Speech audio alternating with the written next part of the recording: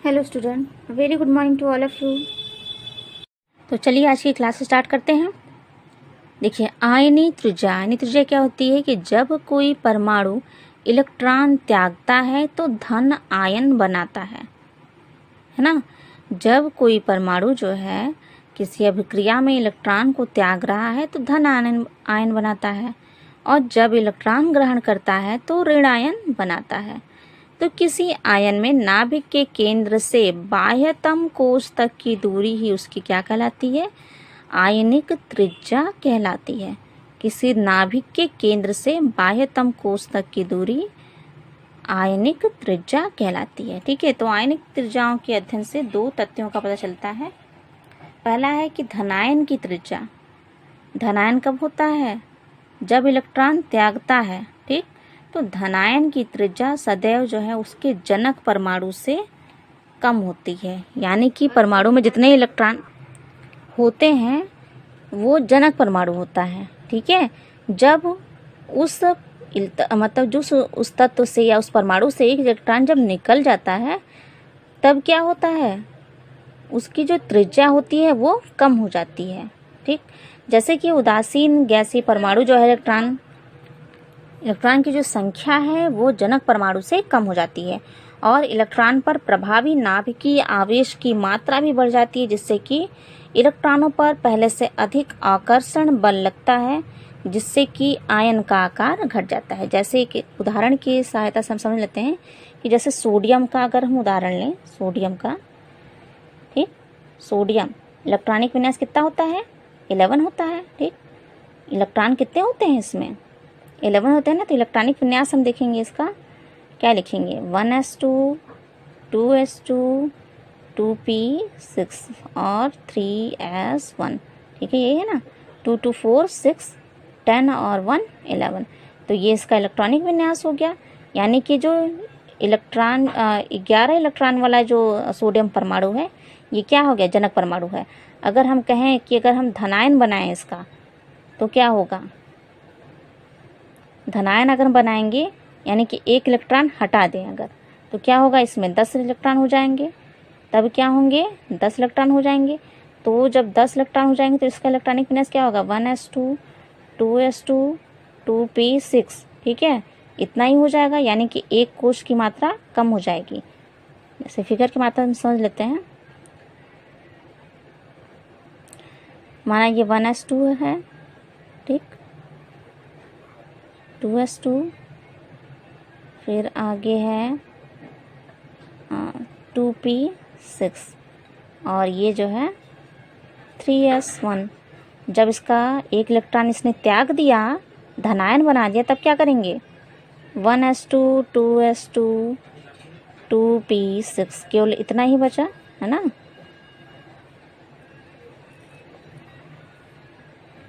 ठीक, एक कोश कम हो गया। तो एक कोश जब कम हो गया तो नाभिक के पास आ गए ये सभी, है ना। ये नाभिक है, ऐसे क्या था? नाभिक के दूर था, ये दूर था ना। जब एक कोश कम हो गया तो नाभिक का आकर्षण बल भी क्या हो गया? बढ़ गया। ठीक, नाभिक का आकर्षण बल बढ़ गया, यानी नाभिक जो है बाहरी जो कोश हैं सभी कोश को अधिक आकर्षण बल की सहायता से अपनी ओर खींचने लगा। ठीक है, जिससे कि नाभिक का आकार जो है, आयन का आकार जो है घटने लगता है। चलिए नेक्स्ट है, ऋणायन की त्रिज्या सदैव जनक परमाणु से अधिक होती है। ऋणायन यानी कि इलेक्ट्रॉन को ग्रहण कर रहा है, धनायन यानी कि इलेक्ट्रॉन को त्याग रहा है। और ऋणायन कब बनता है? जब इलेक्ट्रॉन को ग्रहण करता है कोई परमाणु। तो देखिए क्या होता है कि उदासीन गैसीय परमाणु जो है इलेक्ट्रॉन ग्रहण करके है ना ऋणायन बनाता है। तो ऋणायन में नाभिकीय आवेश जो है जनक परमाणु के समान ही होता है, यानी नाभिकीय आवेश तो जनक परमाणु के समान होता है, परंतु इलेक्ट्रॉन की संख्या अधिक हो जाती है।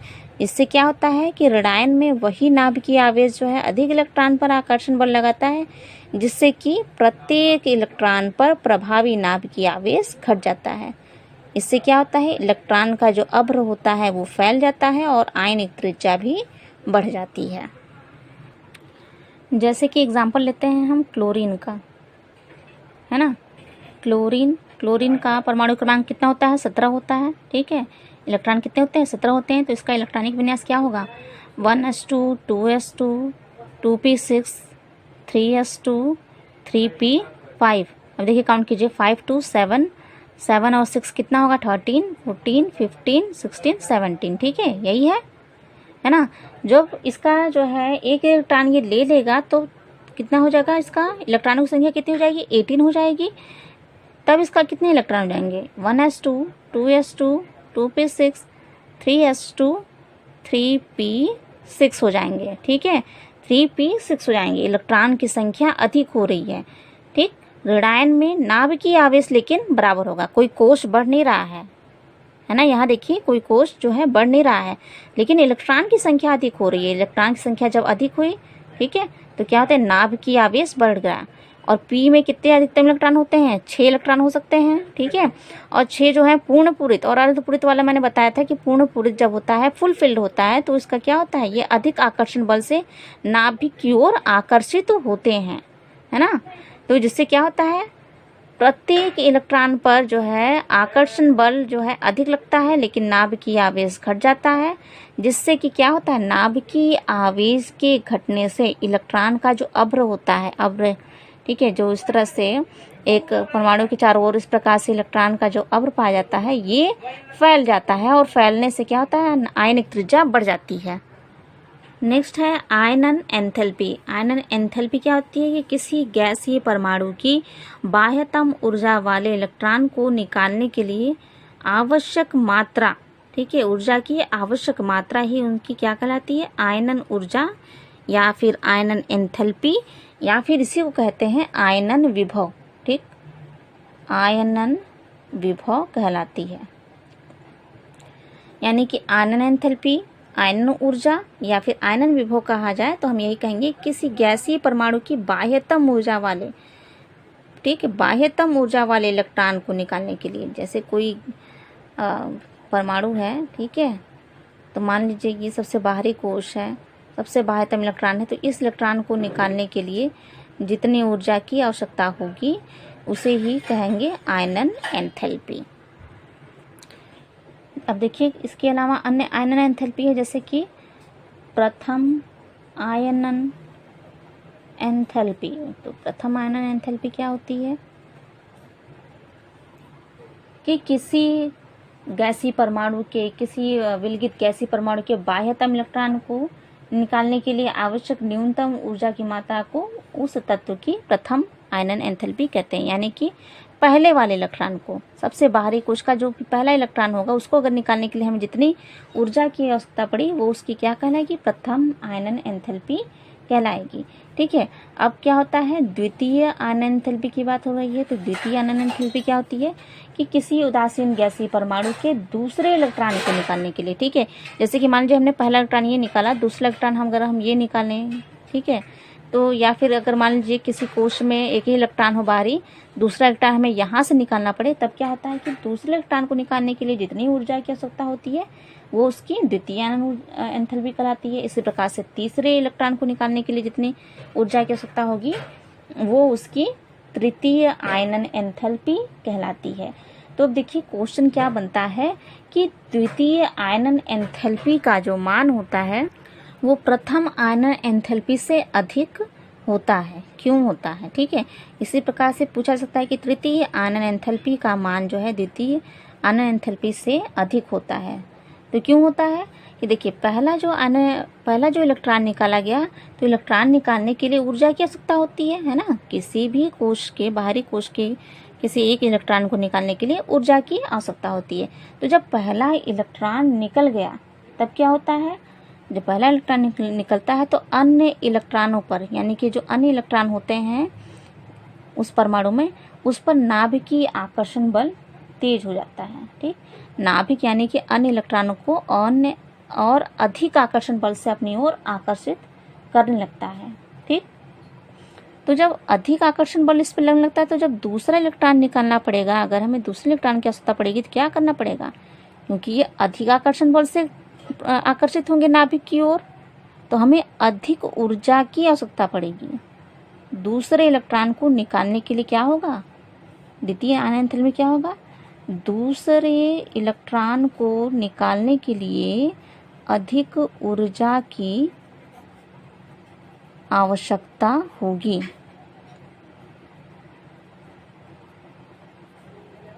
ऊर्जा की भी आवश्यकता होगी। क्यों होगी? क्योंकि इलेक्ट्रॉन जो है नाभिक द्वारा अधिक आकर्षण बल से आकर्षित हो जाएंगे। ठीक है, नाभिक जो है नाभिक इलेक्ट्रॉनों को अधिक आकर्षण बल से अपनी ओर आकर्षित करेगा और मजबूती से बांध देगा, तो इसलिए अधिक ऊर्जा की आवश्यकता पड़ेगी। इसी प्रकार से तीसरे में भी यही सेम कंडीशन होगा कि जब 2 इलेक्ट्रॉन निकल जाएंगे तो नाभिक का आकर्षण बल और अधिक बढ़ जाएगा, और अधिक बढ़ने से क्या होगा? तीसरे को निकालने के लिए और अधिक ऊर्जा की आवश्यकता होगी। तो अगर क्वेश्चन इस तरह से अगर पूछ लिया जाए कि जो तृतीय आयनन एंथैल्पी है उसका मान द्वितीय आयनन एंथैल्पी और प्रथम आयनन एंथैल्पी के मान से अधिक होता है, क्यों? ठीक, या फिर इस प्रकार से पूछा जा सकता है कि तीसरे इलेक्ट्रॉन को निकालने के लिए अधिक ऊर्जा की आवश्यकता क्यों होती है? तो हम क्यों बताएं? क्योंकि जो इलेक्ट्रॉन हो वो नाभिक द्वारा अधिक आकर्षण बल से आकर्षित होगा। ओके, चलिए नेक्स्ट है आयनन एंथैल्पी को प्रभावित करने वाले कारक। इसमें कई कारक हैं, जैसे परमाणु का आकार हो गया, नाभिकीय आवेश का परिमाण, आंतरिक इलेक्ट्रॉन का परिरक्षण प्रभाव और इलेक्ट्रॉन का प्रकार। नेक्स्ट है इलेक्ट्रॉनिक विन्यास। तो ये देख लेते हैं क्या क्या है, किस प्रकार से प्रभावित करते हैं आयनन एंथैल्पी को। पहला है परमाणु का आकार। तो परमाणु का आकार, ठीक है, किसी परमाणु का आकार मान लीजिए इतना है और किसी परमाणु का आकार इससे कुछ बड़ा है और किसी परमाणु का आकार मान लीजिए और भी बड़ा है ना, इतना बड़ा है। तो क्या होता है, जो इसका परमाणु का आकार कम होगा उसमें क्या होगा, आयनन एंथैल्पी का मान क्या हो जाएगा, अधिक हो जाएगा ना, क्योंकि नाभिक के से इसके इलेक्ट्रॉन जो हैं अधिक आकर्षण बल से आकर्षित होते रहेंगे। जो और बड़ा है इसमें क्या होगा, इस पर तो आकर्षण बल अधिक होगा, लेकिन जैसे जैसे जो है दूरी बढ़ती जाएगी आकर्षण बल भी क्या होगा, कम होता जाएगा। अब यहाँ देखिए ये और बड़ा इलेक्ट्रॉन है, और बड़ा परमाणु है, तो क्या है, दूरी और बढ़ गई है ना, दूरी जो है बढ़ गई अंतिम कोश से और नाभिक के बीच में। तो दूरी बढ़ने से यानी कि परमाणु का आकार बढ़ने से क्या होता है, आयनन एंथैल्पी का मान भी कम होता है। ठीक है, यानी कि परमाणु का आकार क्या होता है, बढ़ने से आयनन एंथैल्पी घटता है ना, आयनन एंथैल्पी का मान घटता है।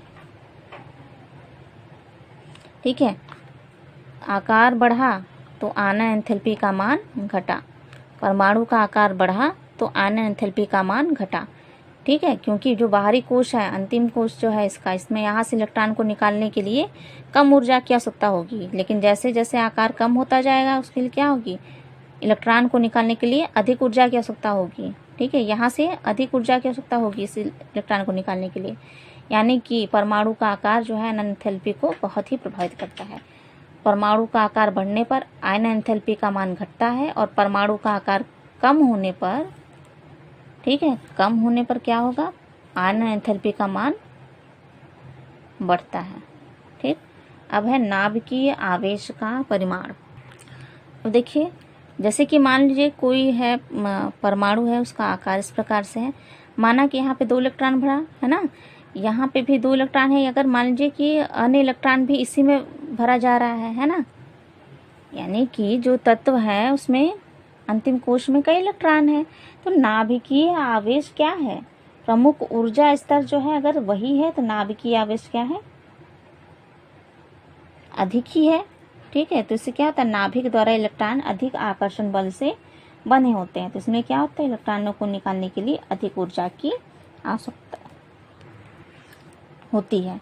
यानी कि हम कह सकते हैं कि नाभिकीय आवेश के बढ़ने पर, नाभिकीय आवेश जब बढ़ता है तो आयनन एंथैल्पी बढ़ती है, आयनन एंथैल्पी भी क्या होता है, बढ़ती है। ठीक है, देखिए ये बहुत ही इजी है, अगर आप लोग ध्यान से सुने तो ठीक है। और ध्यान से सुन के अगर एक बार आप लोग समझ लाएंगे तो ये इसको आप लोग को याद करने की जरूरत नहीं पड़ेगी। एक बार केवल आप समझने की देरी है, ठीक है। तो कई बार आप लोग वीडियो चला के इसे समझने की कोशिश कीजिएगा। आप समझ लेंगे एक बार तो ये आपको हमेशा याद रहेगा और इससे बनने वाले क्वेश्चन आप खुद से कर सकेंगे। चलिए नेक्स्ट है आंतरिक इलेक्ट्रॉन का परिरक्षण प्रभाव। तो परिरक्षण प्रभाव क्या होता है कि किसी परमाणु के जो अंदर के जो कोश हैं, ऊर्जा स्तर हैं, उनमें जो इलेक्ट्रॉन भरे जाते हैं वो बाहरी ऊर्जा कोश के इलेक्ट्रॉनों पर एक प्रकार से परिरक्षण का कार्य करते हैं, ठीक है। एक प्रकार से बाउंड्री लाइन का कार्य करते हैं, जिससे क्या होता है बाहरी जो इलेक्ट्रॉन होते हैं, ठीक है, उनका आकर्षण बल नाभिक के प्रति कम हो जाता है, जिससे कि उनमें से इलेक्ट्रॉनों को निकालना आसान हो जाता है। तो इससे क्या होता है कि आंतरिक कोश के इलेक्ट्रॉनों की संख्या बढ़ने पर आयनन एंथैल्पी जो है घटती जाती है। जैसे कि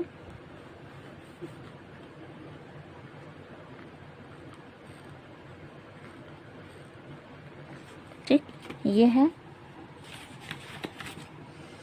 माना कि पहले कोश में पहले ऊर्जा स्तर में 2 इलेक्ट्रॉन हैं, इसी प्रकार से अगले में हमने कर लिया 8, अगर मान लीजिए हमने कर लिया, ठीक है। और इसी प्रकार से बाहर भी अगर हमने 8 इस तरह से इलेक्ट्रॉन भर दिए, ये केवल समझाने के लिए मैं बता रही हूँ, ठीक है। तो क्या होता है कि जो अंदर के जो इलेक्ट्रॉन होते हैं, ठीक, जैसे कि मान लीजिए ये वाले इलेक्ट्रॉन जो हैं ये क्या करेंगे, इस बाहरी कोश में जो इलेक्ट्रॉन भरे हुए हैं, बाहरी ऊर्जा स्तर में जो इलेक्ट्रॉन भरे हैं, उनके लिए एक तरह से बाउंड्री लाइन का परिरक्षण का कार्य करेंगे, है ना। इनकी नाभिक से बंधने की जो आकर्षण क्षमता जो होती है, नाभिक की ओर आकर्षित होने की आकर्षण क्षमता, इसको ये कम कर देंगे, जिससे कि बाहरी कोश से इलेक्ट्रॉनों को निकालना आसान हो जाएगा, है ना। जिससे कि बाहरी कोश के इलेक्ट्रॉन जो है आसानी से निकल जाएंगे। तो आसानी से निकल जाएंगे, ऊर्जा की मात्रा कम होगी, ठीक है, ऊर्जा की कम आवश्यकता होगी, तो क्या होगा, आयनन एंथैल्पी का मान घटेगा, है ना। यानी कि आंतरिक इलेक्ट्रॉनों के द्वारा बाहरी इलेक्ट्रॉनों पर जो डाला जाता है परिरक्षण प्रभाव, उसके कारण क्या होता है बाहरी इलेक्ट्रॉनों का आकर्षण बल नाभिक के प्रति कम हो जाता है, जिससे कि बाहरी इलेक्ट्रॉनों को निकालने के लिए कम ऊर्जा की आवश्यकता होती है। इसलिए कहा जाता है कि आयनन एंथैल्पी घटती है। आंतरिक इलेक्ट्रॉन के परिरक्षण के द्वारा क्या होता है, आयनन एंथैल्पी घटती है, ठीक। अब है इलेक्ट्रॉन का प्रकार। देखिए कि मान लीजिए किसी कोश में इलेक्ट्रॉन भरे हुए हैं, है ना। जैसे पहले होता है S, फिर P, फिर D, फिर F। तो जो S कोश के जो इलेक्ट्रॉन है वो नाभिक के अधिक पास है ना, नाभिक के अधिक पास है S, फिर P है, फिर D है, फिर F है। तो F से इलेक्ट्रॉन को हम निकालने के लिए हमें ज़्यादा ऊर्जा की आवश्यकता नहीं होगी, लेकिन अगर हमें S कोश से ऊर्जा इलेक्ट्रॉन को निकालना होगा तो क्या होगा। तो इस प्रकार से हम कह सकते हैं कि एक परमाणु के विभिन्न उपकोशों से इलेक्ट्रॉन को निकालने के लिए ऊर्जा का जो मान है वो क्या होता है, बाहर से अंदर की ओर क्या होता है, बढ़ता जाता है ना। सबसे बाहरी जो ऊर्जा स्तर है, ऊर्जा कोश है, उसमें जो इलेक्ट्रॉन है उसकी अपेक्षाकृत जो अंदर जो उपकोश भरा है उसमें से इलेक्ट्रॉनों को निकालने के लिए हमें अधिक ऊर्जा की आवश्यकता पड़ेगी, ठीक है। तो इसमें आयनन एंथैल्पी का जो मान होता है वो भी इसी प्रकार से होगा, SPDF, है ना। यानी कि सबसे ज़्यादा आकर्षण बल से आकर्षित कौन सा होता है, S होता है, S उपकोश। तो S की जो है आयनन एंथैल्पी होगी सबसे अधिक होगी, उसके बाद P की, फिर D की, फिर F की, ठीक। अब नेक्स्ट है इलेक्ट्रॉनिक विन्यास। देखिए इलेक्ट्रॉनिक विन्यास के बारे में हमने भी पढ़ा है, मैंने बताया भी है। यानी कि हम कह सकते हैं हाफ फील्ड और फुल फील्ड जो होते हैं बहुत ही स्थायी जो है इनका इलेक्ट्रॉनिक विन्यास होता है। इनमें इलेक्ट्रॉनों को निकालने के लिए बहुत ही अधिक ऊर्जा की आवश्यकता होती है, ठीक है। ऊर्जा की आवश्यकता बहुत अधिक होती है, तो क्या होता है, हाफ फिल्ड और फुल फिल्ड इलेक्ट्रॉनिक विन्यास वाले जो इलेक्ट्रॉन हैं, तत्व हैं, उनका जो है आयनन एंथैल्पी अधिक होता है ना। आयनन एंथैल्पी क्या होगा, अधिक।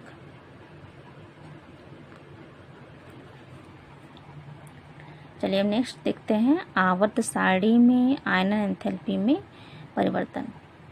तो क्या होता है आवर्त में परिवर्तन, हम देखते हैं कि आवर्त सारणी में जब हम बाएं से दाएं चलते हैं तो आयनन एंथैल्पी का मान बढ़ता जाता है। आवर्त में बाएं से दाएं चलने पर आयनन एंथैल्पी का मान बढ़ता जाता है। ठीक है, देखिए क्रम से हम इस तरह से बढ़ते हैं आवर्त में, है ना, यहाँ से होते हैं बाएं से दाएं इस तरह से बढ़ेंगे। तो जब बाएं से हम दाएं जाते हैं तो एक एक इलेक्ट्रॉन बढ़ता जाता है। ठीक, एक एक इलेक्ट्रॉन बढ़ता है, तो एक एक इलेक्ट्रॉन बढ़ने से क्या होता है, इलेक्ट्रॉन जो है नाभिक की ओर अधिक आकर्षण बल से बनते हैं। ठीक है, कोश क्योंकि सेम होता है ना, ऊर्जा स्तर क्या होता है, समान होता है। ऊर्जा स्तर समान होता है तो नाभिक के द्वारा ये अधिक आकर्षण बल से आकर्षित होते हैं। इससे क्या होता है, इलेक्ट्रॉनों को निकालना कठिन हो जाता है ना। इलेक्ट्रॉनों को निकालने के लिए अधिक ऊर्जा की आवश्यकता होती है, इसलिए आयनन एंथैल्पी का मान बढ़ता जाता है। देखिए बहुत ध्यान से सुनिए, क्या होता है कि आवर्त में बाएं से दाएं जब चला जाता है, बाएं से दाएं चला जाता है तो ऊर्जा स्तर समान होता है, कोश समान होते हैं, एक ही कोश में इलेक्ट्रॉन भरे जाते हैं, तो वो क्या होते हैं, अधिक आकर्षण बल से, नाभिक द्वारा अधिक आकर्षण बल से आकर्षित होते हैं, जिससे कि उनको निकालना कठिन हो जाता है ना। इलेक्ट्रॉनों को निकालना कठिन होता है, इलेक्ट्रॉनों को निकालने के लिए अधिक ऊर्जा की आवश्यकता होती है, इसलिए आयनन एंथैल्पी का मान बढ़ता है। नेक्स्ट हेडिंग है वर्ग में परिवर्तन। तो वर्ग में ऊपर से नीचे जाने पर आयनन एंथैल्पियों का मान घटता जाता है। वर्ग में ऊपर से नीचे जाने पर आयनन एंथैल्पियों का मान घटता जाता है। ठीक है, वर्ग अगर हम देखें तो क्या होता है, अचानक से इलेक्ट्रॉन की संख्या बढ़ती है ना। किसी में मान लीजिए 2 ही एक कोश हैं, किसी में अगले में क्या हो जाएंगे 4 हो जाएंगे, या किसी में नीचे वाले में और अधिक, तो इलेक्ट्रॉनों की संख्या अचानक से बढ़ जाती है वर्ग में ऊपर से नीचे जब हम बढ़ते हैं तब। तो क्या होता है, कोश की संख्या बढ़ जाती है, ऊर्जा स्तर यानी कि कोश जो है, कोश की संख्या भी क्या होती है, बढ़ती है। कोश की संख्या बढ़ती है, जिससे कि क्या होता है, नाभिक और कोश की ऊर्जा स्तर के बीच की दूरी बढ़ जाती है ना।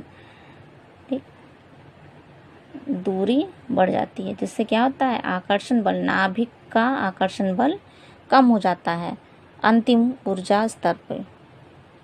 तो क्या होता है, अंतिम कोश से इलेक्ट्रॉनों को निकालना आसान हो जाता है और कम ऊर्जा की आवश्यकता होती है ना। अंतिम कोश से इलेक्ट्रॉनों को निकालने के लिए कम ऊर्जा की आवश्यकता होती है, इसलिए आयनन एंथैल्पी का मान घटता जाता है। देखिए इससे क्वेश्चन पूछा जाता है कि किसी आवर्त में आयनन एंथैल्पी का क्या मान होता है, आयनन एंथैल्पी घटती है कि बढ़ती है। या फिर पूछा जा सकता है कि वर्ग में ऊपर से नीचे जाने पर आयनन एंथैल्पी पर क्या प्रभाव पड़ता है, या वर्ग में ऊपर से नीचे जाने पर आयनन एंथैल्पी का मान घटता जाता है तो क्यों। जब तक आप ध्यान से समझेंगे नहीं तो आप नहीं लिख पाएंगे।